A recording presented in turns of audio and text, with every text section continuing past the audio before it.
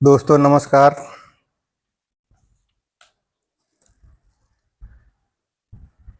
यह important information आपके लिए है। Army, air force, navy, coast guard के एक सर्विसमैन के लिए जो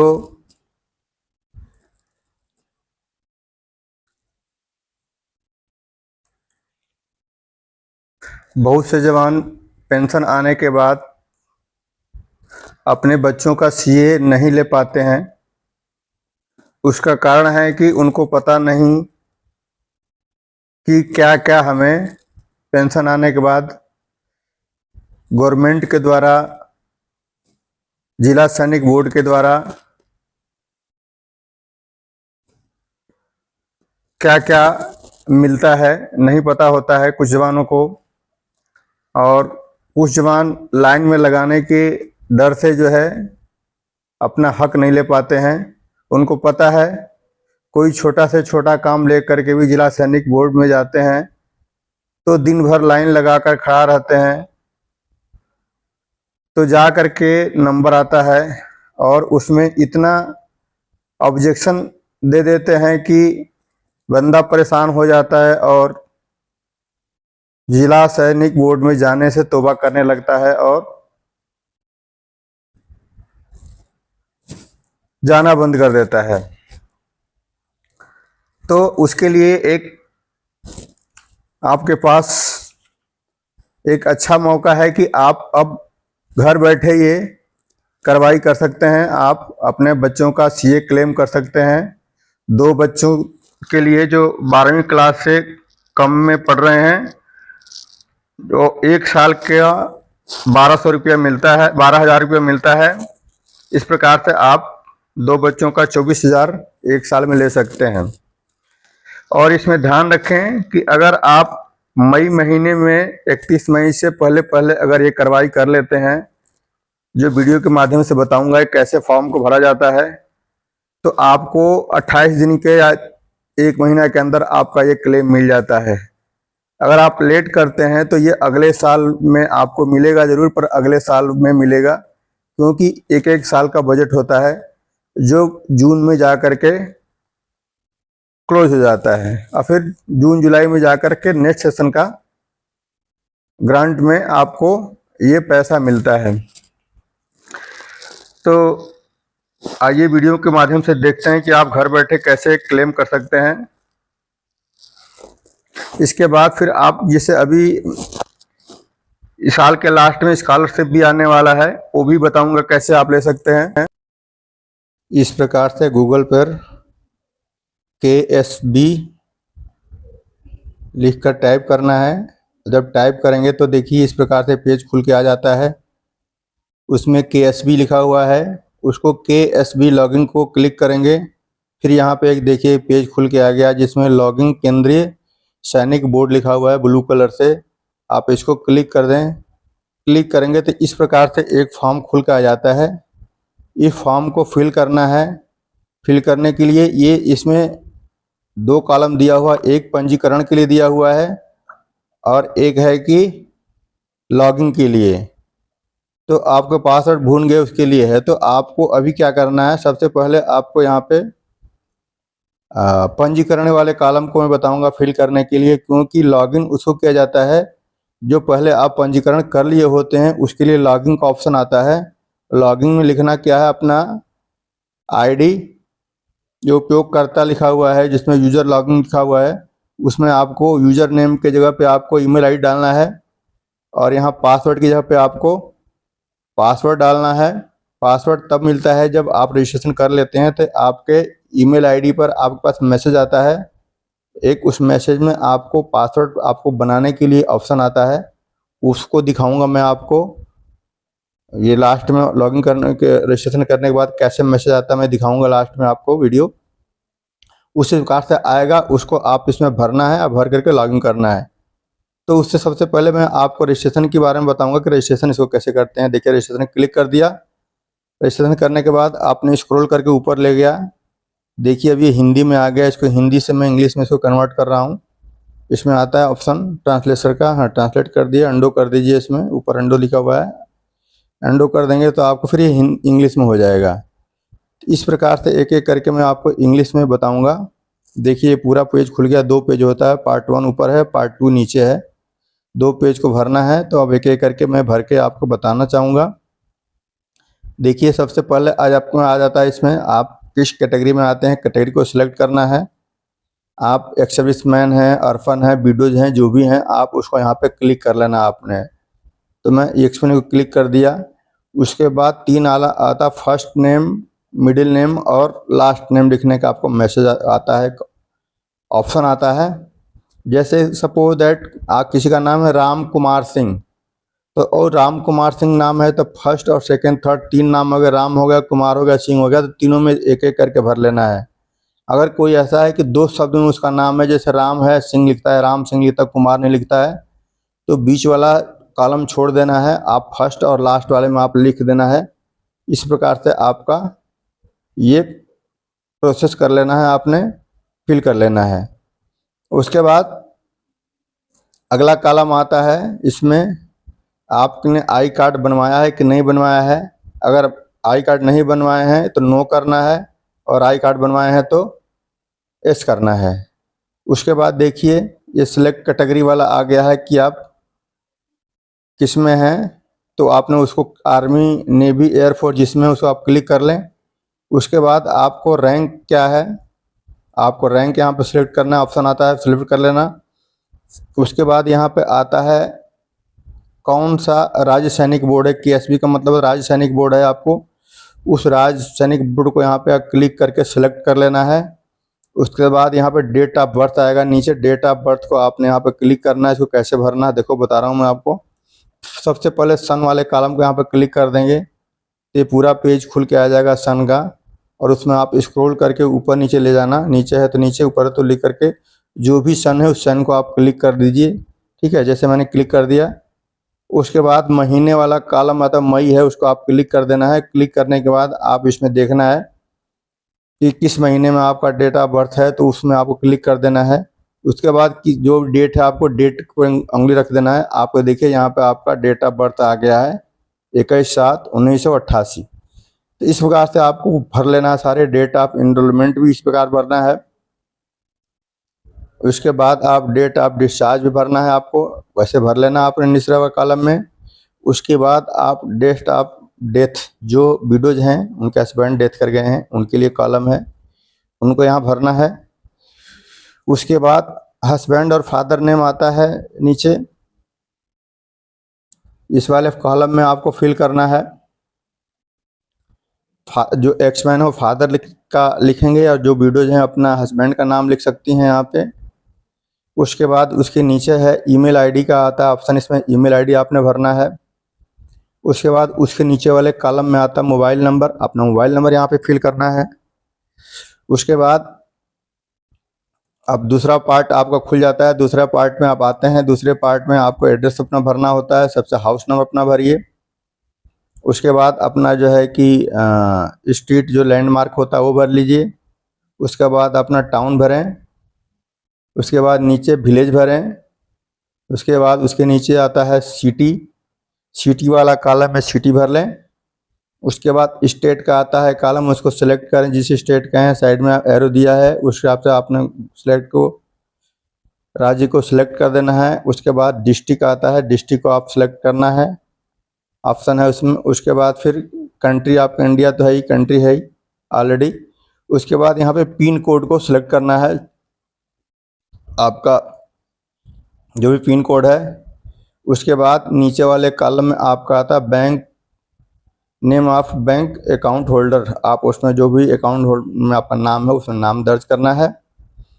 उसके बाद किस बैंक में आपका खाता है उसको सिलेक्ट करके उस बैंक को सिलेक्ट करना है। उसके बाद फिर ब्रांच का नाम आएगा नीचे, उसमें ब्रांच का नाम आपने फिल करना है, किस ब्रांच में आपका अकाउंट है जिसमें आपकी पेंशन आती है। उसके अलावा आपको नीचे देना है, इसमें आपको अकाउंट नंबर भरना है अपना जिसमें आपकी पेंशन आती है या जिसमें आप लेना चाहते हो सब्सिडी। उसके बाद यहाँ पे IFSC कोड भरना है आपको यहाँ पे। उसके बाद कौन सा आप पेंशनर हैं, नॉन पेंशनर हैं, वो वाला आलम कॉलम को आप क्लिक कर देना है, पेंशनर वाला में कर देना है। उसके बाद यहाँ पे कैप्चा भर देना है आपको, जो भी कैप्चा मैं आपको दिया है सेम टू सेम यहाँ कैप्चा भरना है। देखिए ये वाला, तो इसको जो है कि आप इसको यहाँ बगल में आप इसको जेम देख करके बगल में इसको नकल करके भर देना है। जैसे है छोटे में तो छोटा भरना, बड़े में तो भरा भरना, लेटरन है तो लेटरन भरना, जैसे आपके पास है वो दिख रहा है सेम टू सेम भरना है। इसके बाद जैसे ही आप भर लेंगे तो उसके बाद यहाँ पे सबमिट का आता है बटन, आपको सबमिट कर देना है। जब सबमिट करेंगे तो आपको सबमिट करने के बाद एक मैसेज आपके ईमेल आईडी पे एक मैसेज आएगा जिसमें आपका नाम लिखा होगा, रजिस्ट्रेशन सक्सेसफुली लिखा हुआ आएगा आपका। और उसके बाद दिखाऊंगा कैसा आता है। देखिए मैं अभी सिलेक्ट कर रहा हूँ एक पेज, देखिए इस प्रकार से आता है, इस प्रकार से पेज खुल के आएगा। और इस पेज में आप देखिए यहाँ पे लिखा हुआ है कि SB registration active, no reply, इसमें रिप्लाई नहीं देना है। हेलो करके आपका नाम लिखा हुआ आ जाएगा। यहाँ पे साइट दिख रही है wksbgov.in। उसके बाद यहाँ पे click here to create password का नीचे ऑप्शन आ रहा है, देखिए ब्लू कलर में, इसको आपने क्लिक कर देंगे। क्लिक करेंगे तो आपकी साइट खुले आ जाएगी, उसमें आपको पासवर्ड भरने के लिए ऑप्शन आएगा आपको। तो आप अपने हिसाब से आपको जो याद रख सकें वो पासवर्ड बनवाना है। 6-8 अक्षर का मांगता है, लेटर नंबर और जो है कि कुछ सिंबल मिक्स कर लेना है। तो ऐसा थोड़ा स्ट्रांग पासवर्ड बना लेना जिससे कि और कोई ना खोल सके। तो आराम से उसको आप ही जब भी आपको इसका स्टेटस चेक करना है, फॉर्म भरना है, तो आपको बार बार उस आईडी और पासवर्ड की जरूरत पड़ती है। आईडी में आपको सिर्फ जो है कि यूज़र नेम में आपको ईमेल आईडी डालना होता है, और पासवर्ड में जो आपने पासवर्ड बनाया है उस पासवर्ड को फिल करना होता है।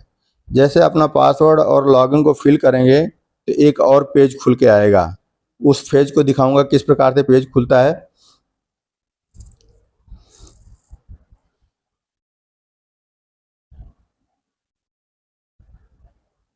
ये देखिए यहाँ फिर केएसबी में गए और सिर्फ हमने पेज खोला। पेज खोलने के बाद उसको फिर हमने लॉगिन वाला प्रोसेस करेंगे। देखिए इस प्रकार से आपका लॉगिन वाला आ गया प्रोसेस, उसको लॉगिन करेंगे। यहाँ पे आपको उपयोगकर्ता का नाम है, जैसे यूजर नेम होगा इंग्लिश में, उसको आपने यहाँ पे ईमेल आईडी डालना है। उसके बाद इसके नीचे जो अपने पासवर्ड बनाया था उस पासवर्ड को यहाँ डालना है। उसके बाद उसके नीचे कैप्चा जो दिया हुआ है, जो बताया था मैं कि सेम टू सेम जो कैप्चा है इसमें, वही इस वाले बगल वाले। इस प्रकार से आपका ये पेज खुल जाता है। आप देख लीजिए आपको कैसे भरना है, उसको एक एक करके आपको बड़ा करके दिखा रहा हूँ स्क्रीन को, कि मोबाइल से इसको बना रहा हूँ वीडियो को। तो यहाँ पे देखिए, यहाँ पे आ जाता है पार्ट 1 में फर्स्ट नेम लिखने का आपका आ जाता है ऑप्शन, पहले फर्स्ट नेम, फिर मिडिल नेम, या फिर सर नेम।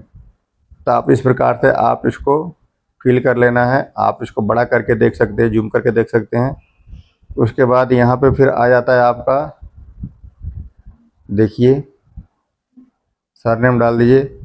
उसके बाद जैसे किसी के 2 लेटर में हो, 2 शब्द में होता है, किसी के 3 शब्द में होता है, जो 2 शब्द में होते हैं फर्स्ट और लास्ट वाले को भर लीजिए, बीच में छोड़ देना है।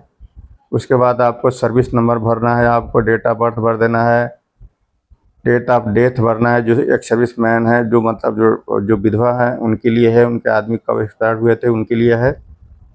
उसके बाद आपका ये इस प्रकार से जो कॉलम दिख रहे हैं, सारे कॉलम को एक एक करके भर लेना है। हाउस नंबर भरना है आपने अपना, फिर आपने शहर भर देना है, गांव भरना है, स्ट्रीट है, जो कुछ भी आपको ये दिख रहा है, आप सारे कॉलम को इसको फिलिप करना है। यहाँ पे कंट्री भर देना है, यहाँ पे जो है स्टेट हो गया, डिस्ट्रिक्ट हो गया, पिन कोड हो गया, ये सारे एक एक करके आप इसको भरना है। इसके बाद यहाँ पे आपको सेकंड पेज में आपको दिखा रहा हूँ, यहाँ पे, हाँ, यहाँ पे भर देना है आपका आधार कार्ड नंबर भरना है। यहाँ पे डेट ऑफ डिस्चार्ज वाला भरना है, यहाँ पे डेट, ठीक है, यहाँ पे किस रीजन से आप आए थे, डिस्चार्ज आए थे या फुल सर्विस से आए थे, वो करके भरना है यहाँ पे। फिर यहाँ पे आप कहीं और एम्प्लॉय हैं तो वो भर देना है यहाँ पे। उसके बाद आप इस प्रकार से आप कॉलम जो दिख रहे हैं, आपको कॉलम को एक एक करके आप इसको बड़ा करके देख करके इस प्रकार से आप भर सकते हैं। मोबाइल नंबर, ईमेल आईडी डाल देना है। उसके बाद यहाँ पे देखिए ये वाले कॉलम जो दिख रहे हैं, सारे कॉलम को आप एक एक करके फिल कर लें। उसके बाद यहाँ पे देखिए, यहाँ पे आपके अकाउंट होल्डर नेम आप मांग रहा है। इसके बाद फिर अगला में कौन सा बैंक है, उस बैंक को आप सिलेक्ट कर देना है।